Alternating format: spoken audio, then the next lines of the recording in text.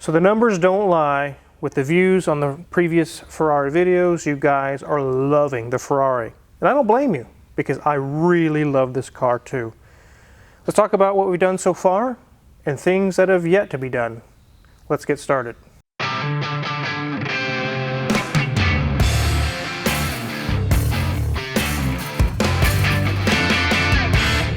So everything we're going to talk about today brings everything current to today. This is not in the past. If you notice in the previous video, some of my lifts weren't even installed. We actually purchased this car quite a while back. We got some videos done, got some work done on it. We just couldn't release the videos yet because CarTrek hadn't even been released yet. And that would not be fair to the guys, all the hard work they did on CarTrek, and I undercut them and throw a video out. That wouldn't be very nice at all. So I was respectful and I waited my turn.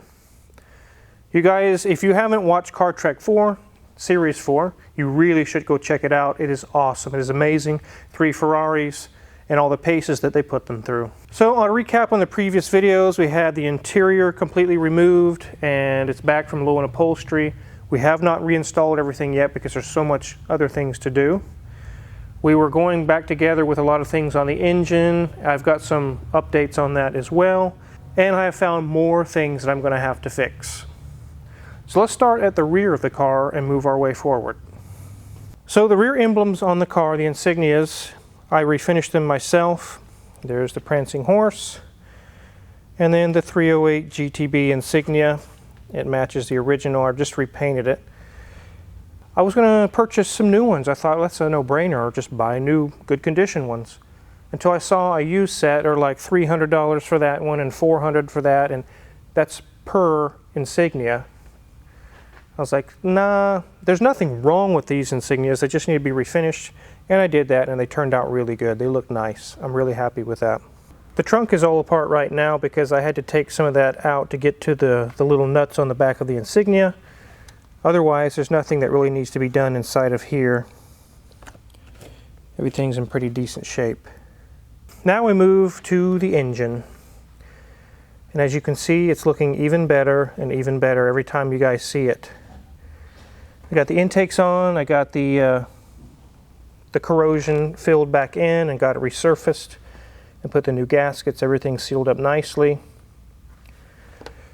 I redid these cam covers myself and they turned out really nice. I painted them and lightly sanded where the Ferrari emblem was and the little lines and the numbers and things. I still have to go through the carburetors. I've just got all the jets and things in, the correct jets, to make them right.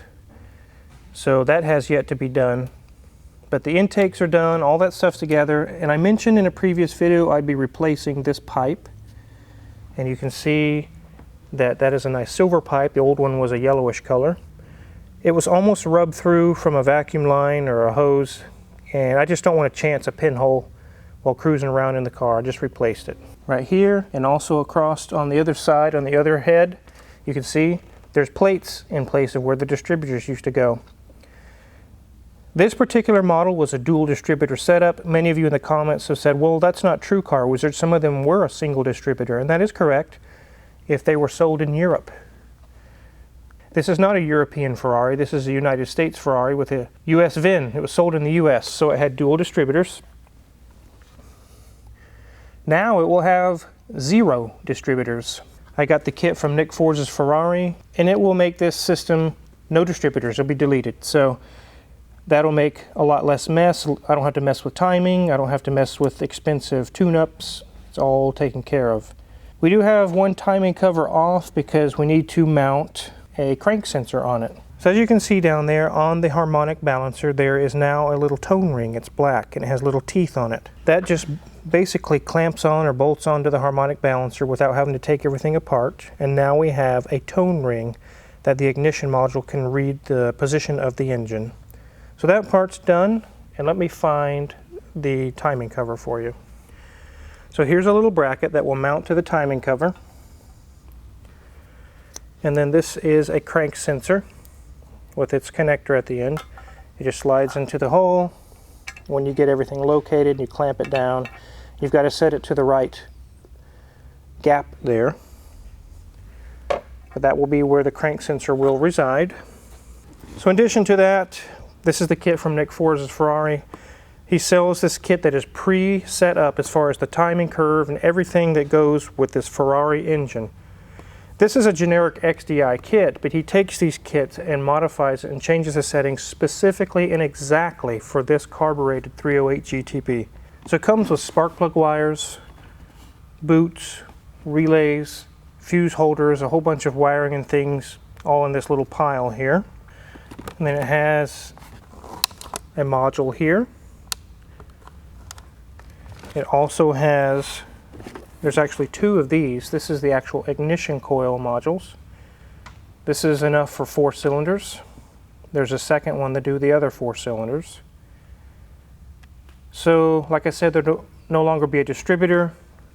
It'll go straight from these coils straight to each spark plug. I'm going to mount these on a couple of shelves right here and maybe one right below it.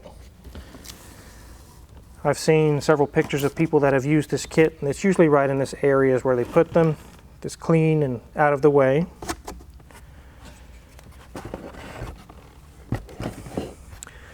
And this is the control module for it that controls all of this. You can see it says NFF, Nick Forza's Ferrari. And that indicates that he's gone through with all these settings right here.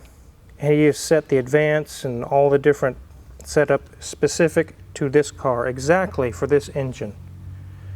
So I don't have to fiddle with it, I don't have to mess with it. I can just plug and play and be ready to go. Several people that have purchased this have said that they didn't have to adjust anything, they just installed it and it ran perfect just by installing it. So that's really good. That's one of the things you're paying Nick Forza's Ferrari for, because you can buy this XDI kit just by itself, but it will not be set up for this car. It won't have all the spark plug wires and things that match and really go well with this particular engine. He's gone through and set this up. He knows exactly where it should be and saves a lot of effort. So that's getting us really close on the engine. All I lack is, like I said, the carburetors. Once I get the engine up and running and everything going well that way, there's a couple of things down below, and I'll show you guys. Right through here is a CV shaft. As you can see there, the CV shaft boot is completely separated. It's the same on the other side. So once I get all the engine work done, then I have to put it on a lift and all the bottom work starts, which is servicing the transmission, the differential, the CV shaft boots, all those things are going to be taken care of. Control arm bushings, things of that nature. But we've made a lot of headway on this engine. Actually the engine looked kind of bad when it came in here. It looked kind of rough. Now it's starting to look like it's supposed to, a nice clean looking Ferrari engine. So in the previous video, I've seen a few comments where some viewers said, "Really good, Car Wizard, you now have a car that requires an engine out to do timing belts." You couldn't be more wrong. This is designed, the wheel well here, to come out. This car is not an engine out for timing belts. And no, it doesn't have timing chains for those of you that mentioned chains. It has timing belts. Let's take a look. So Mrs. Wizard actually asked me right when we were purchasing, "Isn't this an engine out job for timing belts?" I said, "Nope." You take the wheel well off, and look guys, the whole front of the engine is accessible. All the timing belt components, the water pump, the pulley, exhaust, alternator, everything is right there. You can see right here is the AC lines, and I'm still debating. I may go ahead and get the compressor and hook it all up since everything else is intact. But as you can see, it is not an engine out job to do timing belts on this car. So the interior is pretty much as I left it from the previous video. I have to install all the components. I haven't really done anything with the interior as of yet. But I'm going to show you some things up here. If you watched Car Trek, you noticed that Freddie, or Tavarish, had to frequently operate a set of switches right here in the frunk to turn on his cooling fans. Those are some switches that we added just for filming because for some reason the cooling fans were not coming on. I know the fans work because of the fact that we turned on the switches and they both came on. And it did keep the car cool throughout the entirety of filming Car Trek 4. So it's not an issue of the fans working or not. It's very likely a coolant temp sensor, or could have been a fuse, as I mentioned in the interior where it had really bad fuse blocks in it, which now has upgraded Birdman fuse blocks. But let's take a look down here. Here's our two little fans. They're really kind of dinky, but they work. They do the job. You can see that it still has the condenser right here. The fans are sitting right in front of it. This little area I'm touching here is the condenser. That's for air conditioning. And there's the AC lines right over there. So it might be that I go ahead and hook the AC up. I might as well, since everything's there. Yeah, please do. Please do? Please do. Okay. Did you forget what it's like in Kansas in the summer? Yes. Here's the battery down here. The spare tire is missing, and I figured it probably wasn't too expensive to get a Ferrari spare tire, and I found one and it was like $1,800. I was like, I might get that, but not right now. The focus is to get this thing on the road. You can see the wiring here. I'm going to have to go and clean up. That was to run the fans for CarTrek 4. We rerouted them up in here so we could put power to the fans. The radiator doesn't leak. It's in good shape. I might need to replace these elbows, these hoses. But there's not a whole lot I need to do up here. But I do know the headlights would not come up. So that'll be something I need to tackle as well. I'm going to remove this little panel. I want to show you guys some interesting things in this car. It's really kind of cool.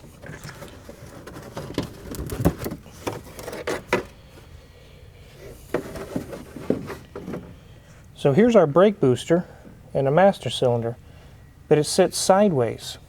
In most cars we see this sitting out here. There'd be the booster and the master cylinder facing out this way, but this is turned sideways, which is really kind of cool. They still use engine vacuum for power brakes, but it's all at 90 degrees to the brake pedal. There's all our air conditioning components, which are still intact. There's really not a whole lot to these cars. There's not a bunch of gizmos and gadgets and traction control and nannies and things. There's none of that on these cars. That's why they're so desirable today. It's because it's a raw, true sports car. It's not something that's going to, every time you get into a spin, it's going to take over and reduce power or do things like that. It'll do exactly what you want it to do at all times. One thing I've noticed about this car, looking at 78, 82, 83, all the different years of the Ferrari 308, I have not seen one with this front end. I don't know if it's a 288 GTO front end or a replica of a 288 GTO or just a complete custom job completely from somebody else's design. It did get cracked here from some other YouTuber Freddie told me about. I'll have to get that fiberglass repaired and get it repainted. I thought about taking this all back off and putting it back stock with the Euro bumper. But the more I look at it, I think it looks really good the way it is. It kind of has that 288 look to it. To me, it looks really good. So I'm probably just going to get some repairs done on the front and just leave it as is. So my goal with this car is not Concours d'Elegance quality. It will never be that again. I know that. In fact, it could be that again, but it would probably cost 25 grand over again to get it that way. I want it to look nice, be presentable, look very similar to the way it was when it was new, to run properly, and I'm going to enjoy the car. So a few YouTube viewers have commented that I just bought this for YouTube views, and then as soon as I get my money, I'm just going to dump this thing or do a shoddy job of replacing all the parts. That's completely not true at all. I got this car because it was my chance to purchase this car without spending 90 grand for one. I could get it for 25,000, which is what I purchased for it. And even if I have to put 10 more into it over the course of parts, with my labor being free, I could still stand to double my money. And I know I could because I've already gotten emails from people. Whenever this car is done, just tell me your price. I will work with you. I want this CarTrek car. I'm very excited to have this car. I'm not going to get rid of it anytime soon. I eventually will someday, probably. But it's not going to be in the next 2 or 3 months. It's going to be a while. I'm going to enjoy this car. It's really sweet. Sweet. That car behind you is awful sweet there, Car Wizard. Yes. We actually just did an oil change on Mrs. Wizard's Maserati Levante. And I was surprised to read a TSB from Maserati that said, all new Maseratis come from the factory with 10W60 oil. That is the factory fill. That is the recommended oil. Okay, so that's what I bought. And that's what's in there now, based on a factory recommendation. I thought it was kind of strange. That's weird weight, 10W60, but I guess that's what they want in it. That's what I'll put in it. So we pull the old oil filter out, and this is what it said. Ferrari, guys. Oh, wizard, that's not a Ferrari engine. Yes, it is. It came from the factory with a Ferrari oil filter. I've heard people say, wizard, that's not a Ferrari engine in there. Yes, it is. It came from the Ferrari factory. They built the engine, they put it together, and even put their oil filter in it. As far as progress from here on this car, it's going to be kind of slow. It's the summertime. I want to be hitting the lake. Me and Hoovy want to cruise around in our yachts on the lake. And yes, we call them yachts, even though if they're not. We've got the Oldsmobile, the Malibu, the Ferrari. We've got tons of projects to get done.